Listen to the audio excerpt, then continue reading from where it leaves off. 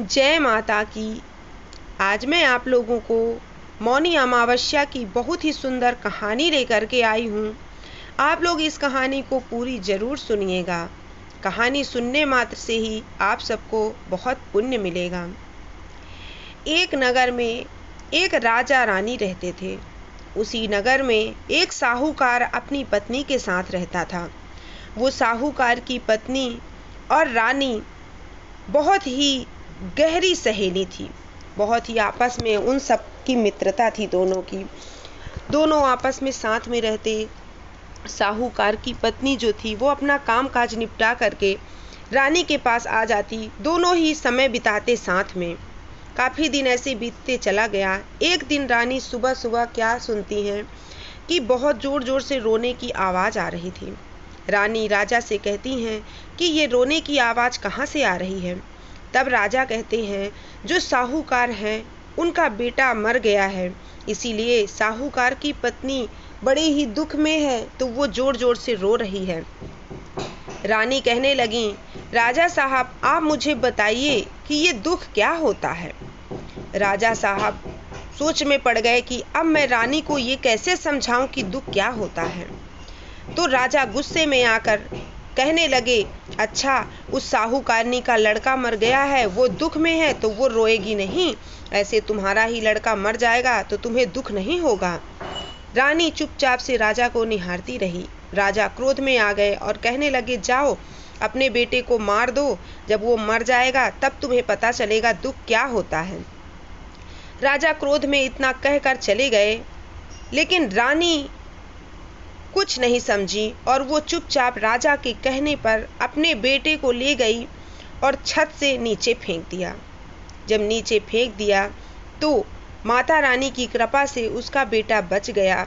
जब राजा को ये खबर मिली, राजा भागते हुए अपने नगर में पहुँचे और जब देखा कि उनका बेटा तो जीवित है, उनको आश्चर्य हुआ कि इतना दूर से फेंकने के बाद भी मेरे बेटे को खरोच तक नहीं आई।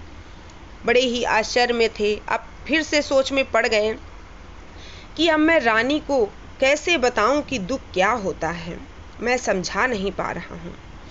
तब राजा कहने लगे रानी से कि ये सब कैसे हुआ। रानी ने कहा, आपने ही कहा था ना, अब तो बताइए कि दुख क्या है। फिर राजा क्रोध में आ गए। राजा कहने लगे, दूसरे देश में लड़ाई हो रही है, दूसरे गांव में अब मैं जा रहा हूँ वहाँ लड़ाई करने, युद्ध करने, और मैं वहाँ मारा गया तब तुम्हें पता चलेगा कि दुख क्या होता है। वहाँ राजा गए लड़ाई करने, लेकिन माता रानी की कृपा से राजा अकेले ही उस नगर से जीत करके वापस आ जाते हैं। फिर राजा आश्चर्य में पड़ जाते हैं कि इतना होने के बाद भी मैं अकेले कैसे जीत कर घर वापस आ गया अपने राजमहल में। फिर रानी पूछती हैं, अब तो बताइए राजा साहब कि दुख क्या होता है। राजा को समझ में नहीं आ रहा था। तब राजा सोचने लगे कि अब मैं रानी को गंगा स्नान के लिए ले जाऊंगा और वहाँ पर मैं डुबकी लगाते हुए डूब जाऊंगा। जब मैं नहीं रहूंगा तब रानी को पता चलेगा कि दुख क्या होता है। राजा ने कहा रानी से कि गंगा स्नान की तैयारी करो, हम गंगा नहाने चलेंगे। रानी खुश हो गई और रानी तैयारी करने लगी। दोनों गंगा स्नान के लिए निकल पड़े। तभी भोलेनाथ माता पार्वती से कहने लगे, पार्वती चलो गंगा के किनारे और मैं तुम्हें एक सुखी आत्मा से का दर्शन करवाता हूँ, सुखी आत्मा से मिलवाता हूँ। माता पार्वती कहने लगी, इस दुनिया में भला सुखी कोई है? कुछ ना कुछ दुख अवश्य है किसी ना किसी को। भोलेनाथ कहने लगे कि चलो तो हमारे साथ। एक ऐसा इंसान है इस दुनिया में जिसे कोई दुख ही नहीं, उसे दुख का मतलब भी नहीं पता है कि दुख क्या होता है। अब माता पार्वती और भोलेनाथ भेष धारण किए तो भोलेनाथ बकरा बन गए और माता पार्वती बकरी का रूप धारण करके वही एक नदी के किनारे दोनों घास चरने लगे। वहाँ से राजा अपनी रानी के साथ रथ में चले आ रहे थे गंगा स्नान के लिए। जब रानी देखती हैं कि तालाब का पानी और वहीं पे एक कदम का पेड़ था, रानी कहने लगी, राजा साहब यहाँ थोड़ी देर विश्राम कर लेते हैं, फिर आगे की यात्रा शुरू करेंगे। राजा और रानी उसी पेड़ के नीचे बैठ गए। रानी को वहाँ पर छोड़कर राजा पानी पीने चले गए। रानी से बोले, यहीं बैठो, मैं पानी लेकर आता हूँ।